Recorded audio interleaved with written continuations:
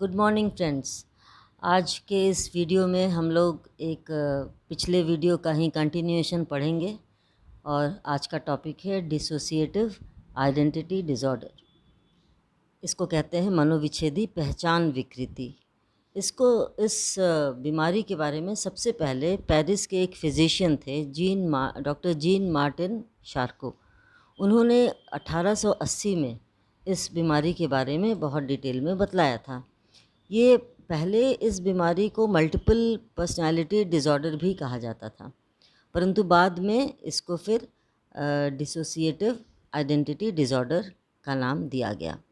इसमें क्या होता है कि प्रत्येक अवस्था अपने आप में संवेगात्मक और भावनात्मक दृष्टिकोण से काफ़ी सुसज्जित एवं संगठित होते हैं और प्रत्येक व्यक्तित्व तंत्र का अपना अलग विचार एवं कॉग्निशन होता है। इसमें क्या होता है कि जैसे कि कोई भी व्यक्ति एक ही व्यक्ति में कितने तरह के व्यक्तित्व की अवस्थाएं पाई जाती हैं, यानी एक व्यक्ति का अनेक व्यक्तित्व इसको कहा जाता है, जिसमें कि एक डेविसन और नील ने एक डेफिनेशन बताया है। इसको हम लोग आगे पढ़ेंगे। When an individual has more than two actors, each of these may to some extent be aware of others. In fact, they may talk to each other and be constant companions. देखिए, इसमें इन्होंने ये कहा है कि जब व्यक्ति में दो या दो से अधिक बदलाव होते हैं तो प्रत्येक एक दूसरे के बारे में कुछ हद तक जानता है। सचमुच में वे एक दूसरे से कुछ बातचीत भी करते रहते हैं तथा हमेशा सहयोगी बने रहते हैं। इसमें क्या होता है कि एक व्यक्ति का दो तीन कैरेक्टर्स होता है, दो तीन नाम होता है, दोनों का हर का पर्सनैलिटी अलग अलग होता है और एक दूसरे के बारे में कुछ हद तक वे लोग जानते भी हैं और वो लोग कॉन्स्टेंटली एक दूसरे के कंपेनियन भी बने रहते हैं। तो इसमें यह है कि अगर जैसे कि आरंभिक बाल्यावस्था में अगर किसी को ये होता है तो इसकी पहचान किशोरावस्था से पहले शायद कभी हो पाता है या कभी इसको हम लोग एक गंभीर बीमारी के रूप में आगे चलकर पाते हैं। तो ये इसके बहुत सारे सिम्टम्स हैं, इसके बहुत सारे कारण हैं जो कि हम लोग आगे पढ़ेंगे। तो एक और बात मैं बताना चाहूँगी कि dissociative identity disorder is characterized by the presence of two or more distinct personality identities. Each may have a unique name, personal history and characteristics. इसमें भी यही इस डेफिनेशन में कहा गया है कि इस तरह के मनोविच्छेदी व्यक्तित्व जो पहचान डिसऑर्डर जो होता है, विकृति जो होती है, उसमें क्या होता है कि दो या दो से तीन पर्सनालिटी आइडेंटिटीज़ होते हैं, तीन अलग अलग नाम होता है, अलग अलग पर्सनल हिस्ट्री होता है और अलग अलग कैरेक्टरिस्टिक्स होता है। इसके बहुत सारे ऐसे उदाहरण भी पाए गए हैं जो कि किताबों में मेंशन किया हुआ है। और एक डेविस और ओशरसन ने तीन कैरेक्टर का, एक महिला थी जिसके तीन कैरेक्टर के बारे में उन्होंने वर्णन किया है। जूली नाम की एक महिला थी जो कि 36 साल की थी और वो महिला जो थी वो अपने 8 साल के बेटे को लेकर हॉस्पिटल जाती है और कहती है कि उसको किसी तरह का उपचार के साइकोलॉजिकल क्लिनिक में जाती है वो और कहती है कि उसे उपचार की आवश्यकता है। लेकिन जब चिकित्सक देखते हैं तो पता चलता है कि बच्चे को नहीं, उस महिला को ही ये साइकोलॉजिकल ट्रीटमेंट की आवश्यकता थी। तो वो महिला जो थी वो बहुत ही बहुत सहयोगी और बहुत कोऑपरेटिव नेचर की और बहुत दुनियादारी जिसको है वो उस तरह की महिला थी, बहुत सोफिस्टिकेटेड महिला थी। लेकिन कुछ समय के बाद उन्होंने देखा, चिकित्सक को यह भौचक्का कर दी कि चिकित्सा के दौरान किसी अन्य को वो लाना चाहती थी। पहले तो चिकित्सक लोगों ने सोचा कि कोई बाहर खड़ा इंतज़ार कर रहा होगा, परंतु जूली ने अपनी आंखें बंद करके थोड़ी देर के बाद वो खोली और फिर उसका कैरेक्टर चेंज हो गया। उसने अपने मुंह में सिगरेट डाला और कहा कि मैं चाहती हूँ कि जूली सिगरेट ना पिए, उसे तंबाकू के गंध से घृणा है। अब वो अपना नाम, दूसरा व्यक्तित्व जो था वो जेरी बतलाती है और उसके बाद थोड़ी देर के बाद वो अपना नाम जेनी बतलाती है जो कि तीसरा व्यक्तित्व था।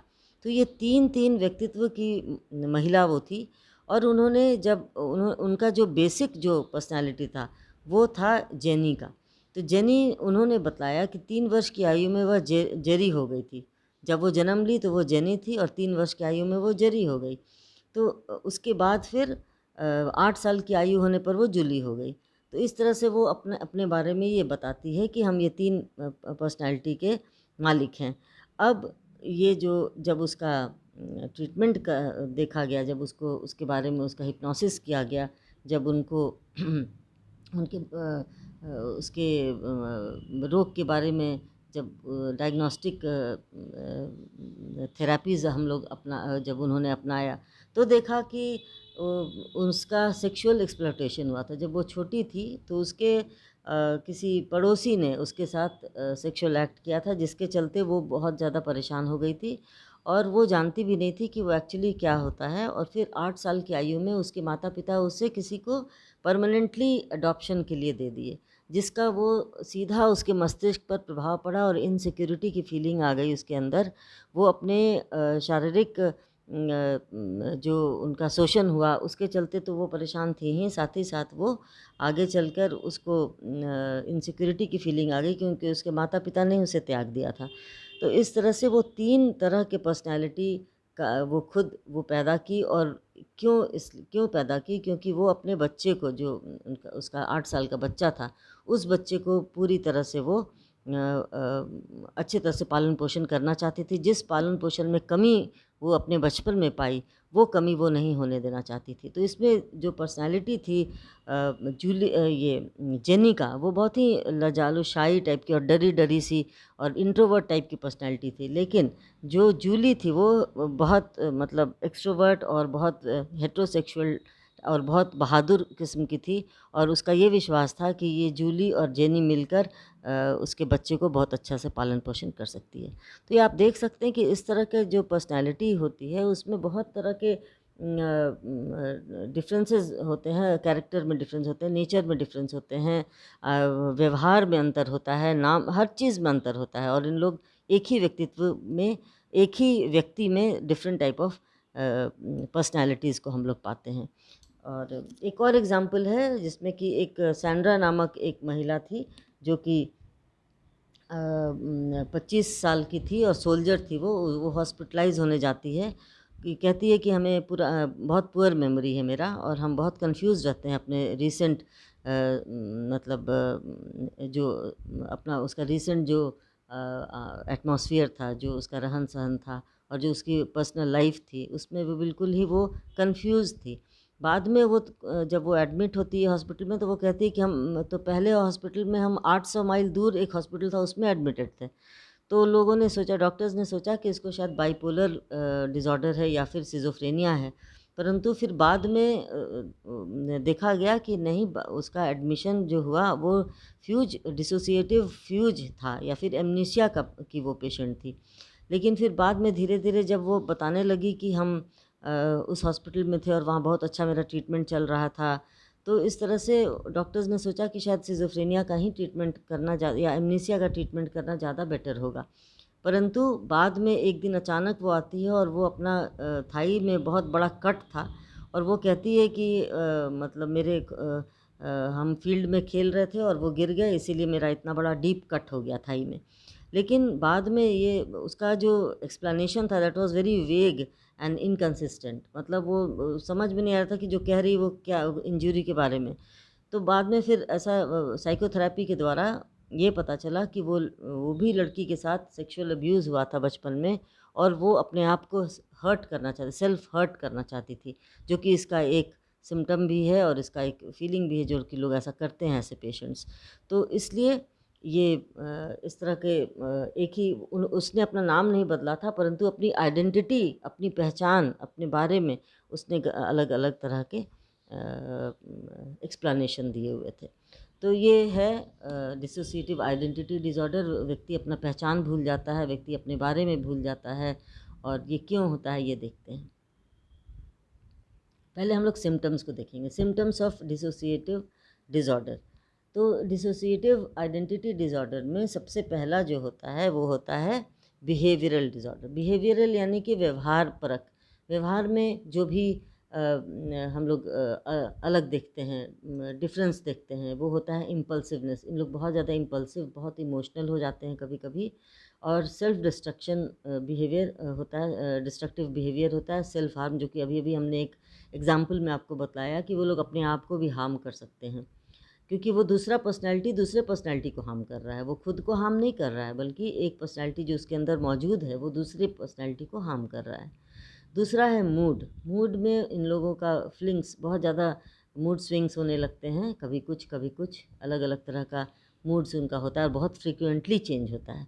तो एक तो होता है एंजाइटी। एंजाइटी डिप्रेशन तो इसमें है ही, क्योंकि उसका बेस ही है, उसका कारण ही डिप्रेशन है, उसका कारण ही फियर है, एंजाइटी है।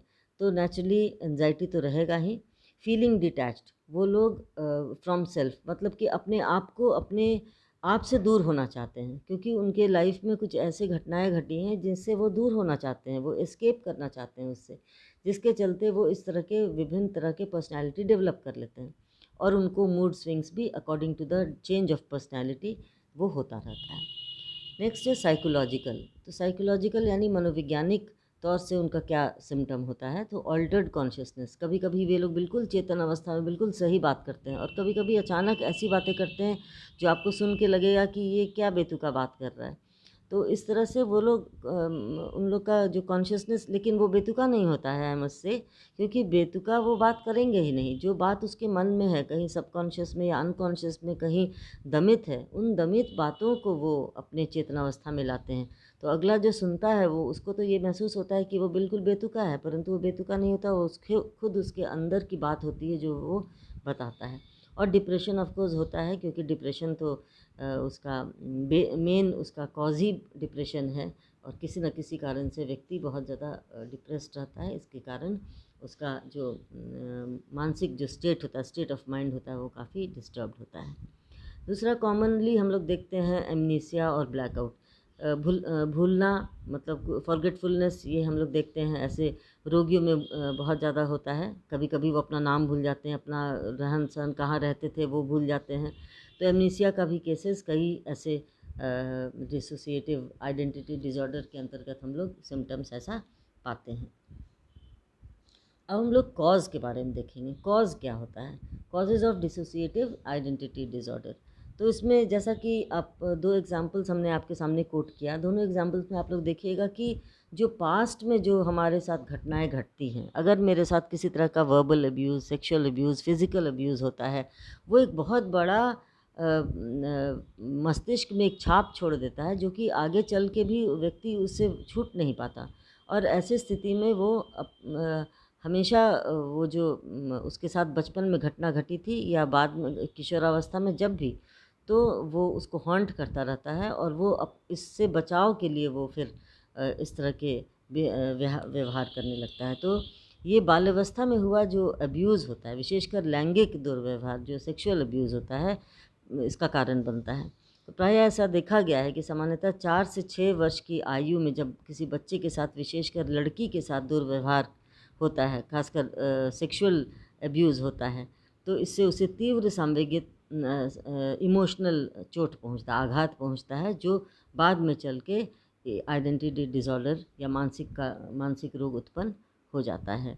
बहुत सारे मनोवैज्ञानिकों ने भी अपने अपने अध्ययनों में ये बतलाया है कि जब ऐसे दुर्व्यवहार होने से उसे तीव्र सांवेगिक आघात पहुंचता है, तो वह उससे अपने आप को बचाने के लिए एक नया व्यक्तित्व विकसित करता है, जिससे उसे सब कुछ नया लगता है और वह पहले व्यक्तित्व को भूल जाता है।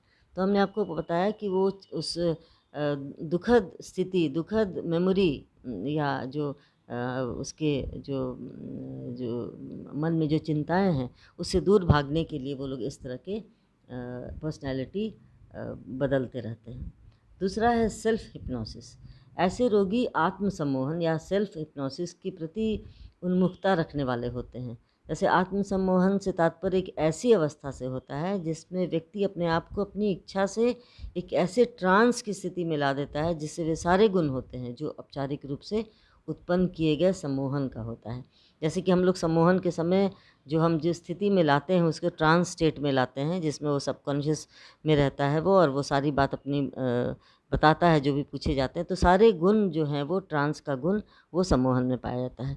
तो आत्मसम्मोहन का गुण होने के कारण ऐसे व्यक्ति, विशेषकर लड़कियां, बहुत तेज़ी से अपने व्यक्तित्व को कई स्वतंत्र पहचान की अवस्था में आसानी से बांट लेती हैं, और ये तीन हो या 4 हो या 2 हो, जितने भी व्यक्तित्व में बांटती हैं उसमें बहुत अच्छा समन्वय स्थापित करने में सक्षम होती हैं। तीसरा होता है एस्केप फ्रॉम इमोशनल डिस्टर्बेंस। व्यक्ति जब बहुत ज़्यादा संवेगिक रूप से समस्याओं से घिरा रहता है और बहुत ज़्यादा परेशान रहता है, तो उससे वो निपटने में आत्मसम्मोहन के जैसा भी अभी हमने बतलाया था, के माध्यम से नया व्यक्तित्व का सृजन कर सफल हो जाता है। तो भविष्य में भी जब उसे कभी भी ऐसी इमोशनल डिस्टर्बेंस का सामना करना पड़ता है कभी भी, तो वह एक ऐसा समाधान खोज निकाला है जो कि एक नया व्यक्तित्व के रूप में उसका पहचान बना लेता है। और उसी तरह से एक ही व्यक्ति में कई स्वतंत्र व्यक्तित्व पहचान उत्पन्न करके डिसोसिएटिव आइडेंटिटी डिसऑर्डर के रूप में उत्पन्न हो जाते हैं। तो ये एक तरह का एस्केपिज़्म है, एक तरह का एस्केपिज़्म है जो कि हम लोग उससे छुटकारा पाने की कोशिश करते हैं। जो भी हमारा इमोशनल डिस्टर्बेंस होता है, उस इमोशनल डिस्टर्बेंस से दूर भागने के लिए एक तरह का हम डिफेंस मैकेनिज़्म है, जिससे कि हम अपने पर्सनैलिटी को ही चेंज कर देते हैं और इस तरीके से हम लोग अपने आप को ये डिसोसिएटिव आइडेंटिटी डिसऑर्डर हो जाता है व्यक्ति में। ट्रीटमेंट एस्पेक्ट को हम देखेंगे कि ट्रीटमेंट हम लोग इसको कैसे कर सकते हैं। तो इसकी बहुत बड़ी चुनौती है ये मनोविश्लेषक के लिए, मनोचिकित्सकों के लिए बहुत बड़ी चुनौती है, क्योंकि व्यक्ति चाहता नहीं है कि वो अपने इस तरह के डुअल पर्सनैलिटी या 3 पर्सनैलिटी या 4 पर्सनैलिटी वाले रोग से, क्योंकि वो तो मुक्ति पाता है ना अपने दुःख से, अपनी चिंताओं से मुक्ति पाता है, अपने इमोशनल डिस्टर्बेंसेस से। इसलिए वो ज़्यादा कोऑपरेट नहीं कर पाता, परंतु फिर भी इसको हम लोग कोशिश करते हैं, या जो मनोचिकित्सक होते हैं वे लोग मूलतः 2 प्रकार से उन लोग का ट्रीटमेंट होता है। पहला है कॉग्निटिव थेरेपी, दूसरा है साइकोडायनेमिक थेरेपी। कॉग्निटिव थेरेपी जिसको हम कह सकते हैं संज्ञानात्मक चिकित्सा। संज्ञानात्मक चिकित्सा में, इस चिकित्सा में क्या होता है, चिकित्सक रोगी के स्वतः चिंतन यानी कि ऑटोमेटिक थॉट्स का संग्रहण करता है, फिर उसे इरैशनल थॉट्स को चुनौती देने एवं उससे निपटने के लिए कौशल सिखाता है, और वह उस आधार को पहचानने की कोशिश करवाता है, जिसके कारण रोगी के लिए ऐसे असंगत चिंतनों को महत्व दिया गया था। इसमें आवश्यकता अनुसार चिकित्सक हिप्नोसिस का भी सहारा लेता है कभी कभी, और उस कोशिशों से रोगी अपने बहुव्यक्तित्व विकृति को समझ लेता है, फिर उसके अर्थहीनता को समझ लेता है, और तब उसके लक्षण भी धीरे धीरे समाप्त हो जाते हैं। यानी कॉग्निटिव वे में इंटेलिजेंटली उसे, उसके अंदर ये बुद्धि पैदा की जाती है, उसको समझ, उसके अंदर इंसाइट पैदा कराई जाती है कि वो जो भी है वो गलत है, और इस तरह से उसको कभी भी जो इरेशनल थॉट्स उसके अंदर मन में आते हैं उसको वो ऑटोमेटिकली उसको वो हटा दे अपने मन से, और नहीं तो फिर उसको आगे चल के काफ़ी तरह की समस्याओं का सामना करना पड़ सकता है। तो इस तरह से उसे इंसाइट देने पर, कॉग्निटिवली उसको समझाने पर, उसको रैशनल और इरैशनल बातों को समझाने पर वो रोगी धीरे धीरे और हिप्नोसिस के माध्यम से ये समझाया जाता है ऑफकोर्स, क्योंकि चेतनावस्था में अगर कोई रोगी रहेगा तो कभी भी उसकी बातों को, जैसा हमने पहले भी कहा, वो लोग जल्दी कोऑपरेट नहीं करते हैं। इसलिए उन्हें ट्रांस स्टेट में लाकर हिप्नोसिस में या फ्री एसोसिएशन मेथड में कभी कभी, या फिर पहले हिप्नोसिस करने के बाद हम लोग बाद में जब वो कुछ हद तक ठीक होने लगता है तो फिर फ्री एसोसिएशन मेथड के द्वारा भी हम लोग इसको ऐसे व्यक्तित्व को ठीक किया जा सकता है, ऐसे डिसऑर्डर को ठीक किया जा सकता है। नेक्स्ट है साइकोडायनामिक थेरेपी, मनोगतिकी चिकित्सा जिसको हम कहते हैं। इस तरह की चिकित्सा में चिकित्सक सबसे पहले रोगी को अपनी समस्या से अवगत कराने की कोशिश करता है, क्योंकि साइकोडायनेमिक्स में यही है कि हम लोग we try to make them feel कि what is happening with you, क्या हो रहा है तुम्हारे साथ, क्योंकि वो सेल्फ रियलाइजेशन जो होता है वो सबसे इम्पॉर्टेंट होता है। इसके लिए वह सम्मोहन का सहारा लेता है और रोगी को सम्मोहित अवस्था में लाकर उसके विभिन्न व्यक्तित्व पहचानों से अवगत कराता है। जैसे कि अगर हिप्नोसिस में उसको ले आया और अगर वो व्यक्ति को वो पेशेंट को 3 पर्सनैलिटी उसके अंदर मौजूद है, तो वो तीनों से वो अवगत कराएगा, और प्रत्येक को स्वतंत्र होकर बोलने के लिए कहा जाता है कि इस व्यक्तित्व में तुम ऐसे थे, जैसे जेरी, जेनी और जूली, ये 3 व्यक्तित्व थे, तो तीनों को अपना अपना पक्ष बताने के लिए, बोलने के लिए कहा जाता है।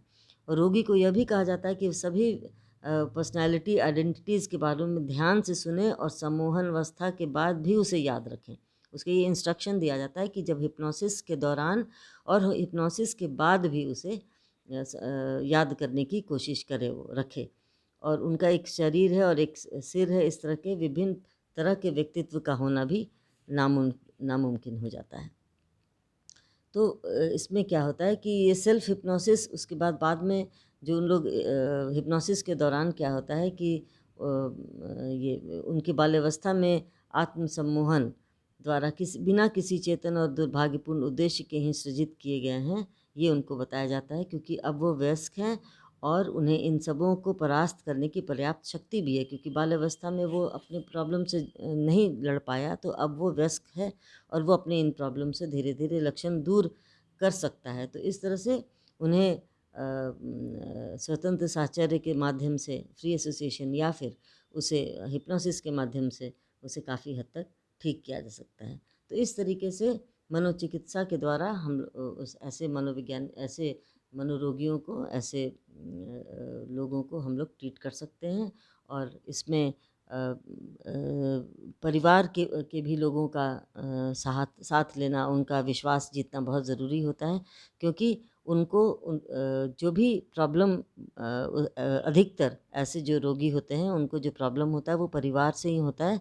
तो अगर जो परिवार में किसी तरह के इस तरह के सिचुएशंस कभी अराइज़ हुए हैं तो फिर वो उससे दूर भागने की कोशिश करना चाहिए और वैसे दूर हटाने की कोशिश करना चाहिए। और परिवार को चाहिए कि वो परिवार सपोर्ट करे हर तरह से, इमोशनली, साइकोलॉजिकली, फिज़िकली, हर तरह का सपोर्ट ऐसे पेशेंट्स को दे, तो निश्चित रूप से ये पेशेंट ठीक हो सकते हैं।